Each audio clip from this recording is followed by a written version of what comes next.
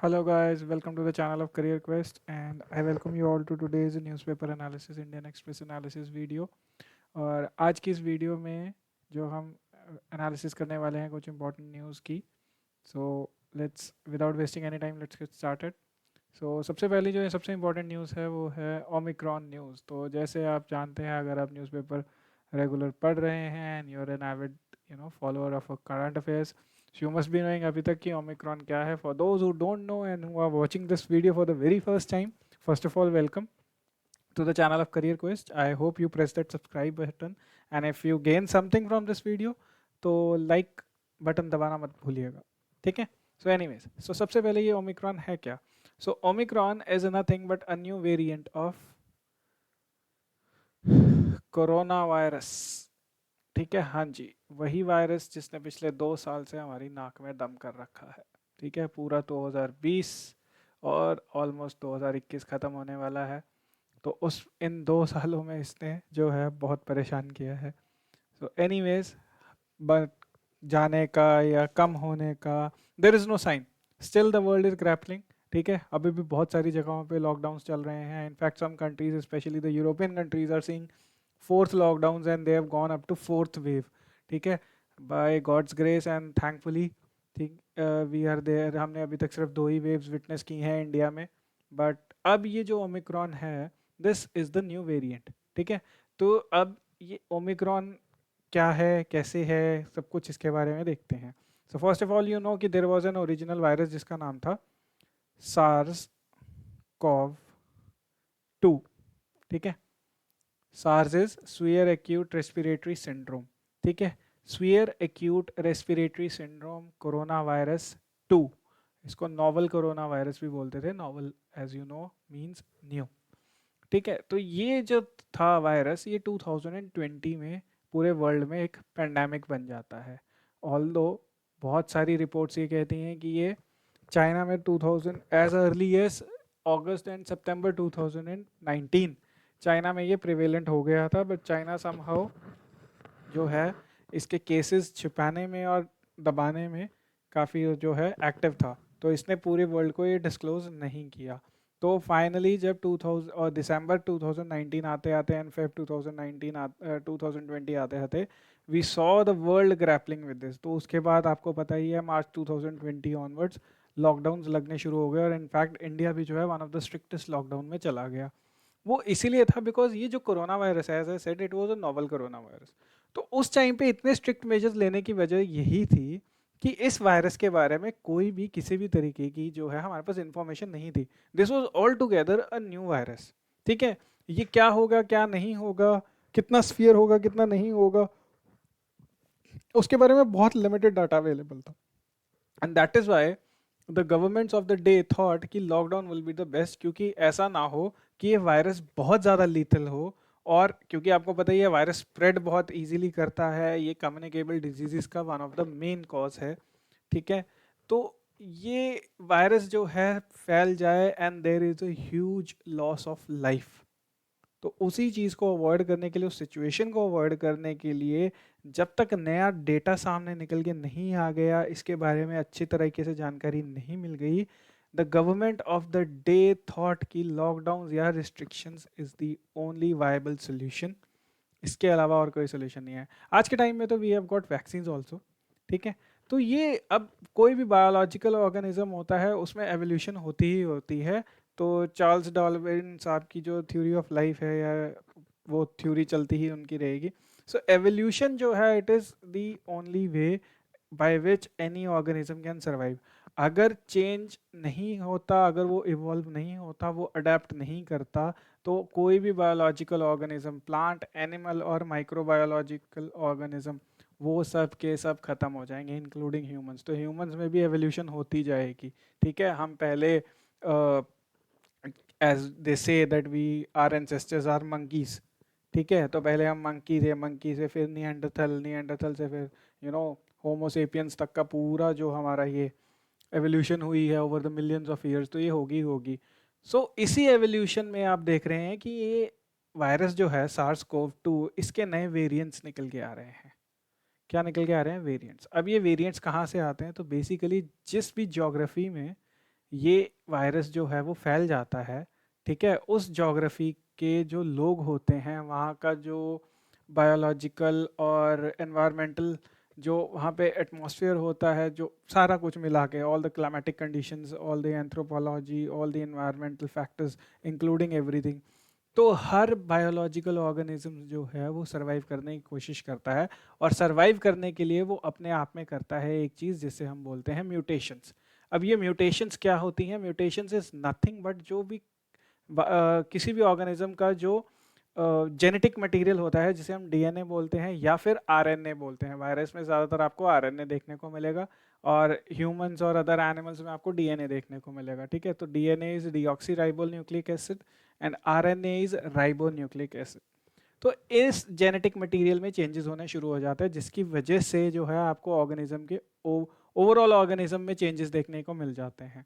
और ये चेंजेस जो हैं ये ज़्यादातर होते हैं हिट एंड ट्रायल मेथड पे, ठीक है। तो जो सेल होता है, जो सबसे which is the binary unit of life, तो सेल में म्यूटेशंस होती हैं, क्योंकि सेल के अंदर जो एक न्यूक्लियस होता है, न्यूक्लियस के अंदर आपको ये डीएनए और आरएनए जो कि इसका जेनेटिक मटेरियल है वो देखने को मिलता है, ठीक है। तो ये हिट एंड ट्रायल होते हैं, बिकॉज वो ट्राई करता है कि अगर मैं ये चेंज कर लूँ, लेट्स से सेल ट्राइज कि मैं ये चेंज कर लूँ तो शायद मैं सर्वाइव कर जाऊँ।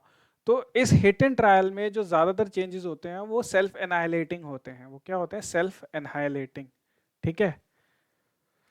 तो सेल्फ एनाइलेटिंग कितने 99% जो चेंजेस होते हैं वो सेल्फ एनाइलेटिंग होते हैं, क्योंकि वो चेंज करता जाता है और गलत चेंज हो जाता है, और वो जो सेल है वो डेड हो जाता है। फिर दूसरा सेल जो है वो चेंज कुछ और करता है, वो भी डेड हो जाता है। तो ऐसे करते करते, इसीलिए ये हिट एंड ट्रायल है कि चलो ये वाला करके देख लेते, ये वाला फाइनली जिस सेल का मेथड हिट कर जाता है, ठीक है, वो जो है आगे फिर अपना सर्वाइवल कर लेता है, और सर्वाइवल के बाद अपना जो जेनेटिक मटेरियल होता है, यानी आरएनए या फिर in that case, in any case DNA, वो आगे जो है नेक्स्ट जनरेशन को पास ऑन कर देता है, hence called as genetic material.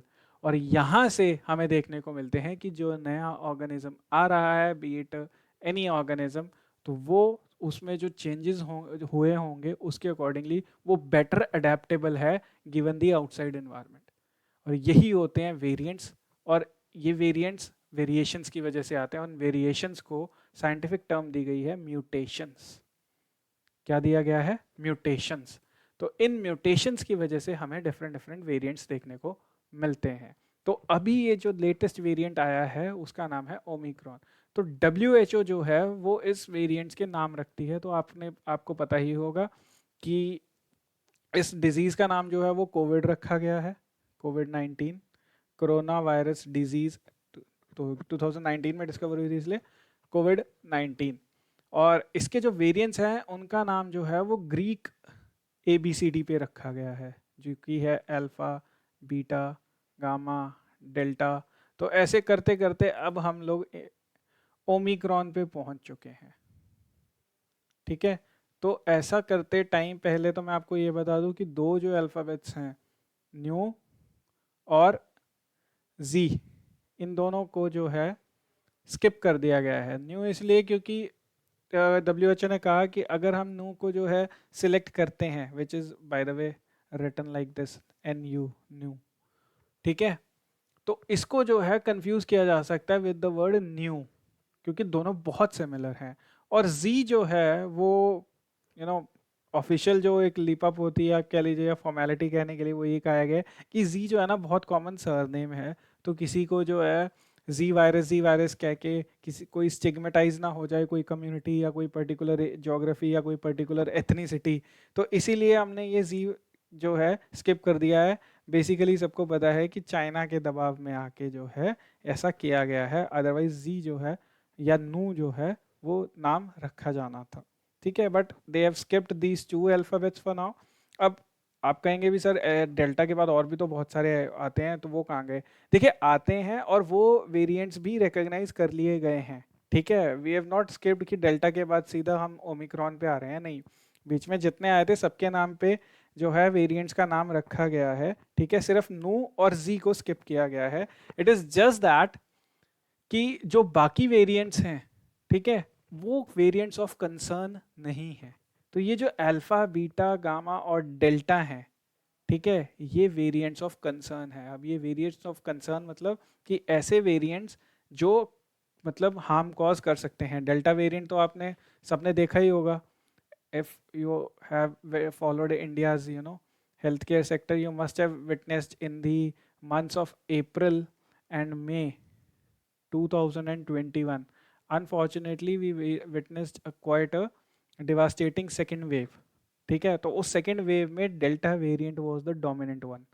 तो इसी वेरिएंट की वजह से इतना लॉस ऑफ लाइफ जो है हमें देखने को मिला था।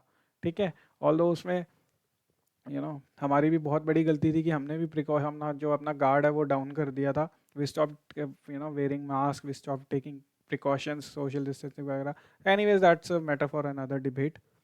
तो यहाँ पे ये जो वेरिएंट ऑफ कंसर्न है उसमें जो है ओमिक्रॉन को इंक्लूड कर दिया गया है। अब ये variant of concern again WHO he designate करती है। ठीक है, तो साउथ अफ्रीका में ये सबसे पहली बार डिस्कवर हुआ है।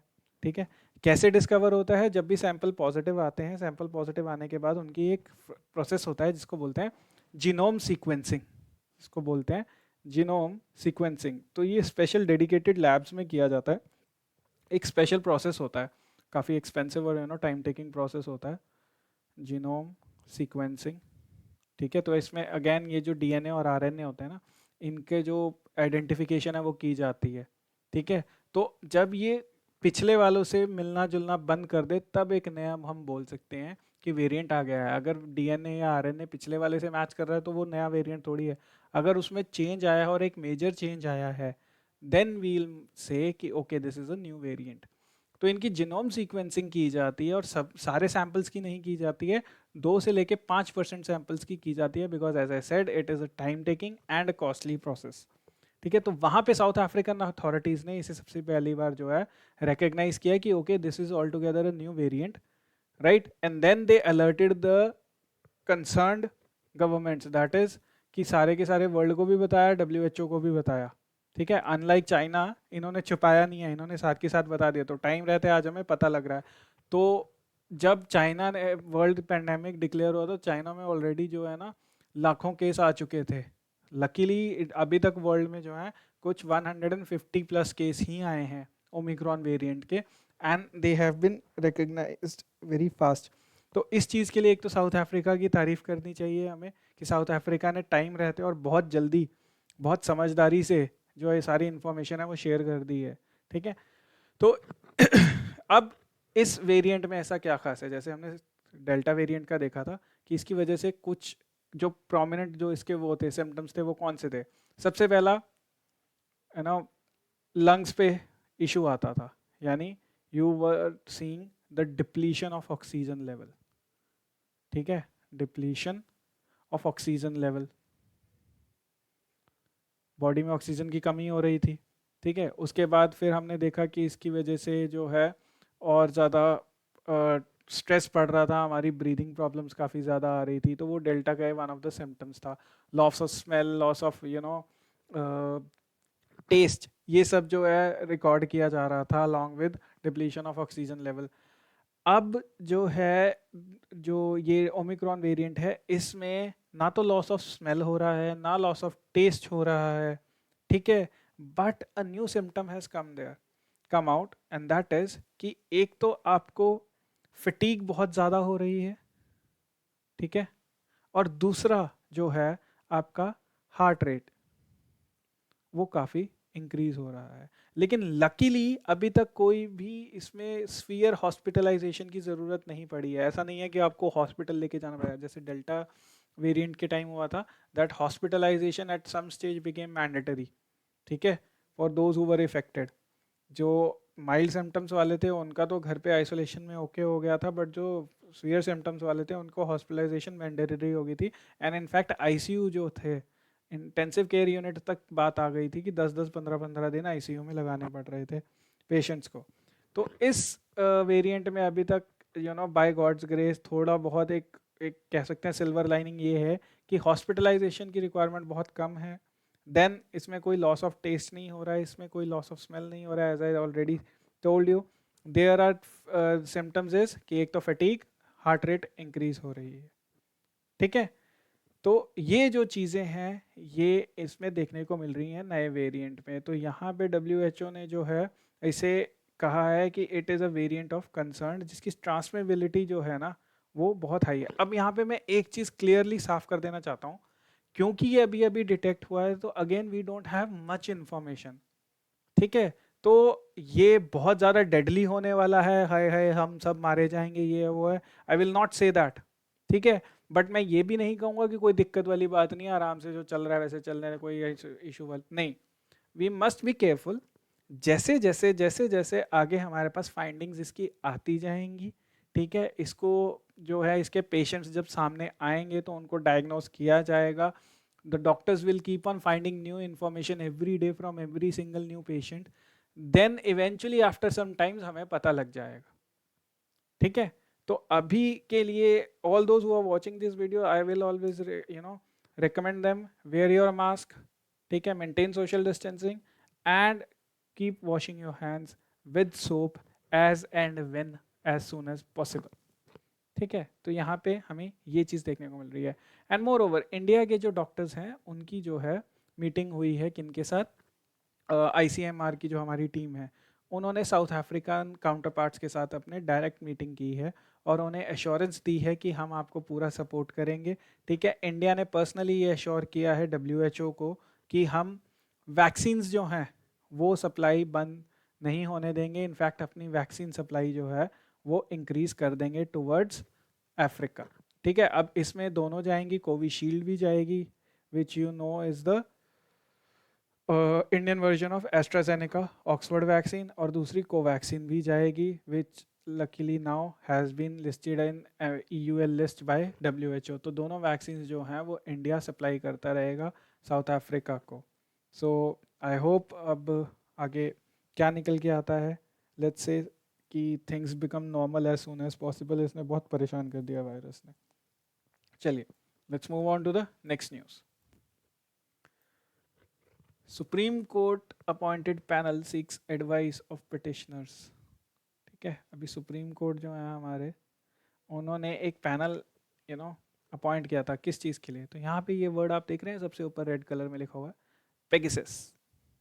तो ये एक सॉफ्टवेयर था, ठीक है, वो which was developed by NSO group, ठीक है। ये एक कंपनी है, इजरायली कंपनी है। तो इसने एक सॉफ्टवेयर बनाया था जो सर्वेलेंस के लिए काम आता है। सर्वेलेंस में क्या होता है कि यू कैन जस्ट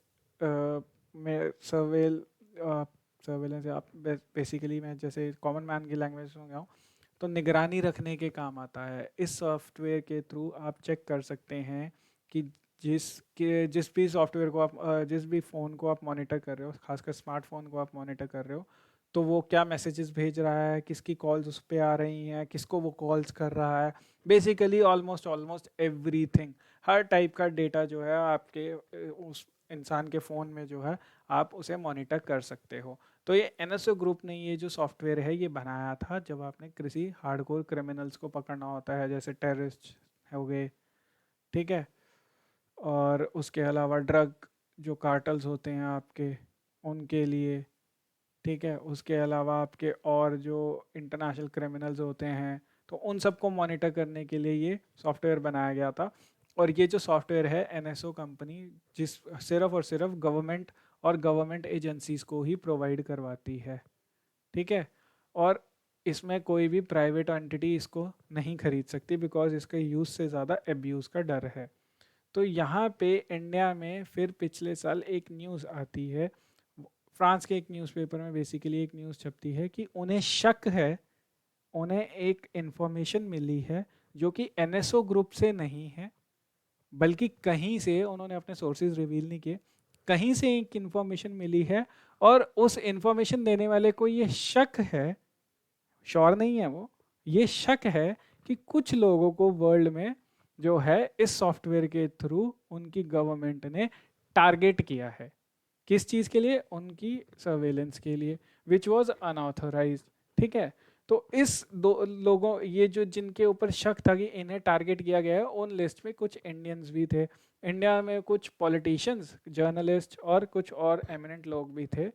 तो उस वजह से जो है सुप्रीम कोर्ट में केस लड़ता है, क्योंकि आपको पता है अगर आप इंडिया का कॉन्स्टिट्यूशन पढ़ते हैं तो आर्टिकल 21 आता है, right to life and liberty. Article 21 के अंडर सुप्रीम कोर्ट की जजमेंट के अकॉर्डिंगली राइट टू प्राइवेसी, ठीक है, right to privacy is a fundamental right, ये एक फंडामेंटल राइट है, ठीक है। तो इस, अब आपको पता है कि इसको जो है अगर, क्योंकि ये फंडामेंटल राइट है तो इसको ब्रीच नहीं किया जा सकता, ये जस्टिसिएबल है। आप अगर इसकी ब्रीच होती है तो आप कोर्ट जा सकते हैं, और क्योंकि ये फंडामेंटल राइट है तो ये एब्सोल्यूट भी नहीं है, क्वालिफाइड है। तो यहाँ पे लोगों ने जिन जिन का नाम आया था तो कोर्ट में केस डाला कि गवर्नमेंट ने ये सॉफ्टवेयर यूज़ किया है हमें मॉनिटर करने के लिए, which is a breach of right to privacy, again a fundamental right under article 21, और उसको जो है आप उस गवर्नमेंट के अगेंस्ट एक्शन लीजिए। तो यहाँ पे सुप्रीम कोर्ट ने गवर्नमेंट से जवाब मांगा, तो गवर्नमेंट ने कहा कि हमने पहली बात तो ये सॉफ्टवेयर यूज़ नहीं किया है, अपने एफिडेविट में कहा।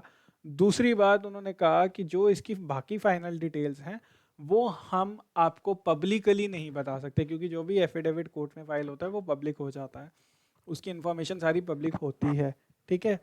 तो गवर्नमेंट ने कहा कि बाकी फाइन डिटेल्स हम ये जो है उसमें पब्लिक डिटेल में नहीं डाल सकते, क्योंकि अगर हम हाँ करते हैं कि हाँ हमने एनएसओ यूज़ किया है तो जितने एंटी इंडियन टेररिस्ट वगैरह ऑर्गेनाइजेशंस वगैरह हैं उन सबको भी पता लग जाएगा कि ठीक है, ऑब्वियसली सबको पता ही होता है। अब जैसे हाफिज सईद है तो हाफिज सईद को भी पता तो अभी तक लग ही गया होगा ना कि मेरे फ़ोन को भी इन्होंने एनएसओ के थ्रू टारगेट किया होगा या पेगासस सॉफ्टवेयर के थ्रू टारगेट किया होगा, तो वो अकॉर्डिंगली अपना जो है वो ले लेगा, प्रिकॉशनरी मेजर ले लेगा।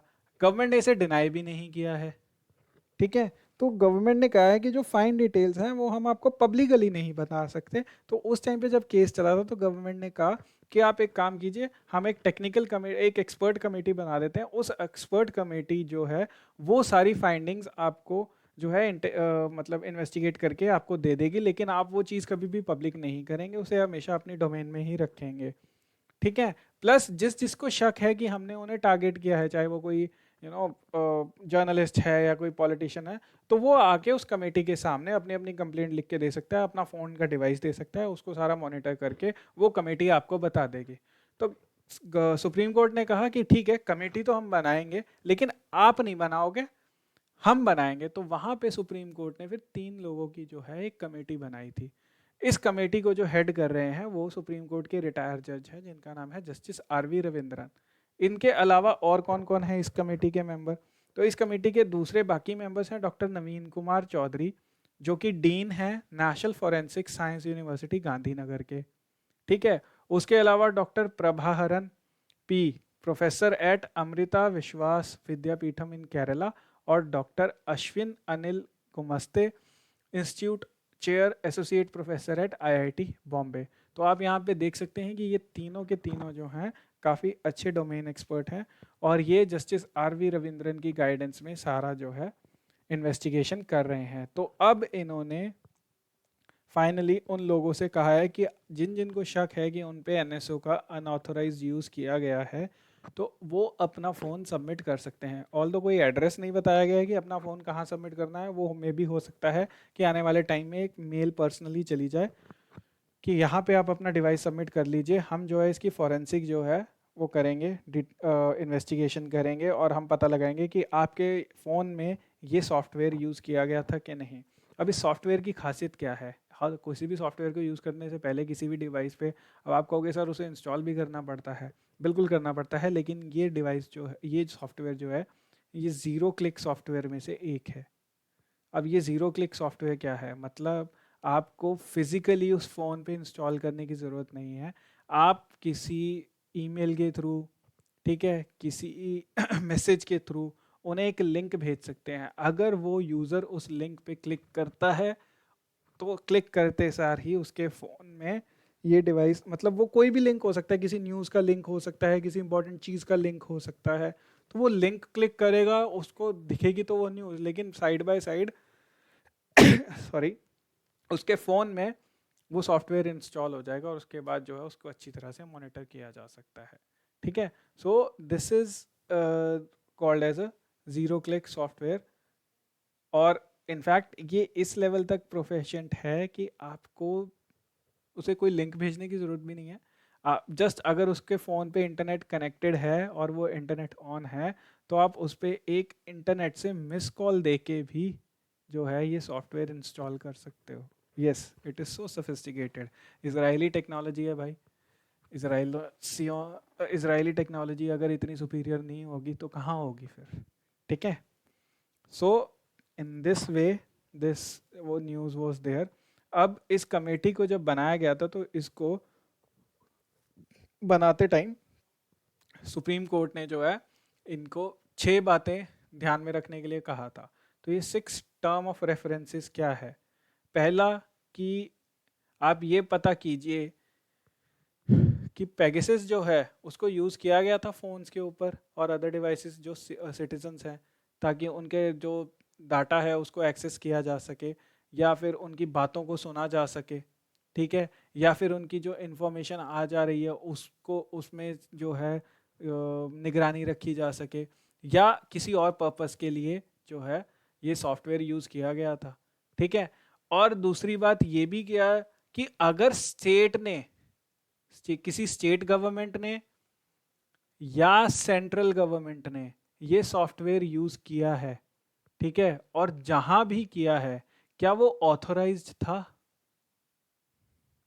ठीक है, एक तो होता है कि ये सॉफ्टवेयर यूज करना।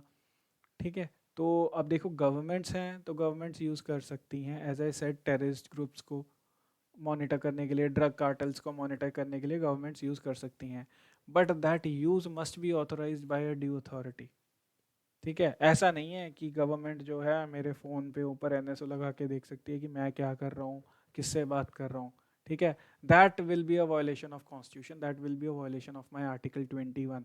तो उसको अगर मुझे ये बात पता लगती है then I can go to court for that.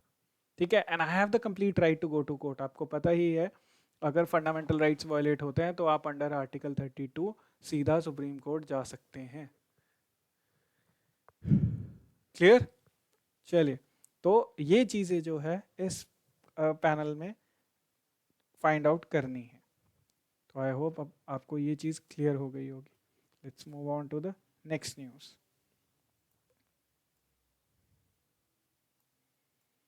अब ये न्यूज़ भी अपने आप में काफ़ी इम्पोर्टेंट है।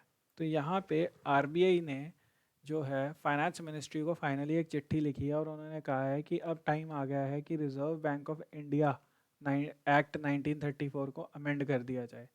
तो अमेंड क्यों किया जाए? ताकि आरबीआई एक सेंट्रल बैंक की यानी इंडिया की खुद की एक डिजिटल करेंसी लॉन्च कर सके।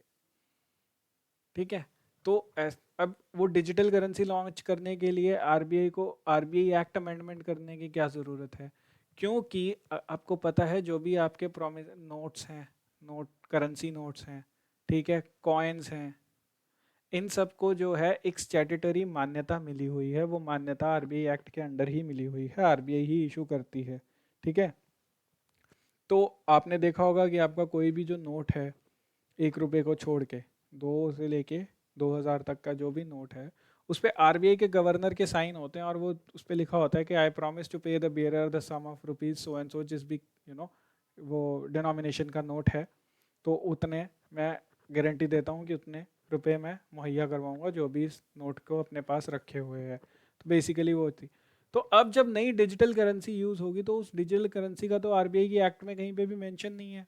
तो मेंशन नहीं है तो फिर उसको आरबीआई उसको रिकग्नाइज कैसे करवाएगी थ्रू आउट द वर्ल्ड? तो इसीलिए कहा गया है कि आप ये जो एक्ट है, किसको कहा गया है? फाइनेंस मिनिस्ट्री को, कि आप ये जो एक्ट है, ठीक है, सॉरी ये वाला act, reserve bank of India act 1934, इसको अमेंड कीजिए ताकि सेंट्रल बैंक जो है अपनी एक खुद की डिजिटल करेंसी लॉन्च कर सके।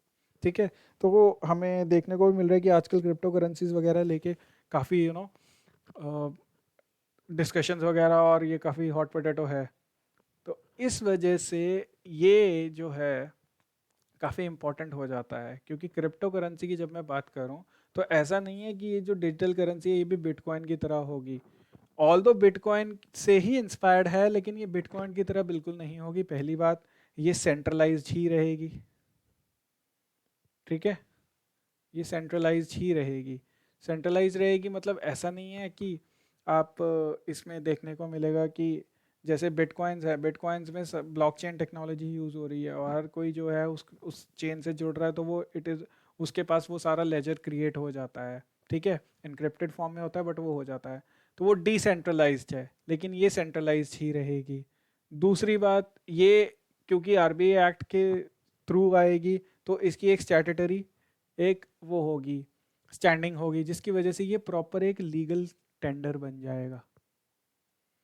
क्या बन जाएगा? Legal tender. बिटकॉइन कोई लीगल टेंडर नहीं है, उसकी कोई बैकिंग नहीं है, उसकी जो वैल्यू है वो बहुत ज़्यादा फ्लक्चुएट होती है। ऑल्दो आज के टाइम में बहुत ज़्यादा वैल्यू है एक बिटकॉइन की, बट आप ये समझिए कि उस वैल्यू को दिलवाने की गारंटी कौन ले रहा है? आपके पास आज सपोज करिए लेट्स से कि 10 बिटकॉइन है, आप कहेंगे कि सिर्फ मैं मार्केट में बेच देता हूँ, लेकिन जो खरीदने वाला है अगर वो कहे कि मेरे को गारंटी दो कि जितने में के मैं आपसे खरीद रहा हूँ, लेट्स से कि मैं अगर 10 लाख के आपसे ये 10 बिटकॉइन खरीद रहा हूँ, तो ये 10 लाख जो है मुझे मिलेंगे ही मिलेंगे। कौन देगा गारंटी कि ये बिटकॉइन की करेंसी इतनी है? सो देर इज नो गारंटी, ठीक है, देर इज नो गारंटी, क्योंकि ये नंबर इनका लिमिटेड है, इसीलिए इनकी वैल्यू जो है इतनी ज़्यादा रहती है। तो आज के टाइम में जैसे मैं अपनी पिछली वीडियोस में भी बता चुका हूँ, तो 6000 के करीब प्राइवेट क्रिप्टो करेंसीज जो हैं वो इंटरनेशनल मार्केट में अवेलेबल हैं। अब सबकी वैल्यू कितनी कितनी है वो डिपेंड करता है कि उसके यूजर्स कितने हैं, ठीक है, और उसकी डिमांड कितनी है। तो अब जो है बेसिकली ये क्रिप्टो करेंसीज को गवर्नमेंट रेगुलेट करने वाली है। क्या करने वाली है? रेगुलेट। साथ साथ इस न्यूज़ में ये भी मेंशन किया गया है कि government has no plan to legalize bitcoin. तो बिटकॉइन कोई लीगलाइज नहीं होने वाला है। अगर आप इन्वेस्ट करते हैं तो do it at your own risk, don't think कि it is going to be a legal tender ना हो तो इस बहुत ज़्यादा फ़ायदा हो जाएगा। आप इन्वेस्ट कर रहे हैं तो एट योर ओन रिस्क, ठीक है, क्योंकि the government has clearly sailed कि हम बिटकॉइन को जो है कोई भी किसी भी तरीके से लीगल करेंसी नहीं देने वाले। तो पिछली वीडियोस में मैंने आपसे कहा था कि इक्वेडोर ने बिटकॉइन को लीगल टेंडर बना दिया है, तो वो थोड़ी सी करेक्शन वहाँ कर लेना, इक्वेडोर नहीं, एल सेवेडोर, ठीक है, एल सेवेडोर नाम का जो कंट्री है उसने बिटकॉइन को लीगल करेंसी मान लिया है, ठीक है, बिटकॉइन को लीगल करेंसी मान लिया है। तो ये चीज़ आप प्लीज़ याद रखिएगा। इंडिया खुद की एक लीगल करेंसी जो है लीगल डिजिटल करेंसी लॉन्च करने वाला है। As I said it will not be centralised, ठीक है, it will be a legal tender, it will be centralise, sorry, it will be centralised and it will be a legal tender, ठीक है। तो state की backing होगी तो it will become a legal tender status मिल जाएगा उसे, और उसके बाद यूज़र जो है इसे इस डिजिटल करेंसी को नेशनली और इंटरनेशनली दोनों तरीके से यूज़ कर सकता है, ठीक है। इससे काफ़ी बेनिफिट्स होंगे, जैसे कैश पे डिपेंडेंस कम हो जाएगी कि लोग आजकल कैश पे ज़्यादा डिपेंडेंट रहते हैं, तो वो कम हो जाएगा। उसके बाद क्योंकि ट्रांजैक्शन कॉस्ट काफ़ी लो हो जाएगी, तो आप देखेंगे कि ज़्यादा से ज़्यादा लोग जो है इसमें इंक्लूड होने की कोशिश करेंगे, ठीक है। और जो सेटलमेंट रिस्क होता है, जैसे एक जगह से दूसरी जगह पैसे सेटल करवाने का रिस्क जो होता है वो कम हो जाएगा। तो इससे जो है आप देखेंगे कि बहुत ज़्यादा एक, क्योंकि ये अगेन क्योंकि ये एक स्टैट्यूटरी बैकिंग से आएगी ये डिजिटल करेंसी, तो इसमें काफ़ी ट्रस्ट भी देखने को मिलेगा, और सारा कुछ सिंस ऑनलाइन होगा and it will B monitored through and through, तो इसमें आप ब्लैक मनी जनरेट होने का भी जो चांस है वो काफ़ी कम है। कैश में जब आप डील करते हैं जिसमें कोई अकाउंटेबिलिटी नहीं रहती है, तो वहाँ पे आप ब्लैक मनी जनरेट कर सकते हैं। इसीलिए जितने लोग ज़्यादातर कैश में डीलिंग प्रेफर करते हैं, तो वहीं से आपको पता लग जाता है कि ये लोग ब्लैक मनी जनरेट करने में ज़्यादा इंटरेस्टेड हैं, ठीक है। जितने भी उल्टे सीधे, सॉरी, 2 नंबर के काम होते हैं वो सब ज़्यादातर कैश में डीलिंग होती है, right. But if you are doing legitimate work, so you can make your payment via check, online transaction, or for that matter any other way than cash, ठीक है। तो यहाँ पे जब सारा कुछ होगा ही ऑनलाइन, हर एक ट्रांजैक्शन जो है वो सेंट्रलाइज्ड रिकॉर्ड होगी, सेंट्रलाइज्ड ये करेंसी जनरेट होगी, then there is a very very low chance कि इसमें ब्लैक मनी जनरेट हो जाएगा। ठीक है, तो ये जो है आप देख सकते हैं कि इसी मॉनसून का जो सॉरी विंटर का जो ये सेशन है पार्लियामेंट का, शायद इसी सेशन में ये बिल इंट्रोड्यूस किया जा सकता है to amend the RBI act as well as a bill to regulate the crypto currency market. ठीक है, तो प्राइम मिनिस्टर ने खुद एक मीटिंग जो है वो चेयर की थी, जिसमें उन्होंने जो आपकी ये क्रिप्टो करेंसी है इनको रेगुलेट करने के लिए मैकेनिज्म डेवलप करने की बात की थी डिफरेंट डिफरेंट मिनिस्ट्रीज से। तो आज की कुछ इंपॉर्टेंट न्यूज़ जो थी वो यही थी। I hope again you must have learned something.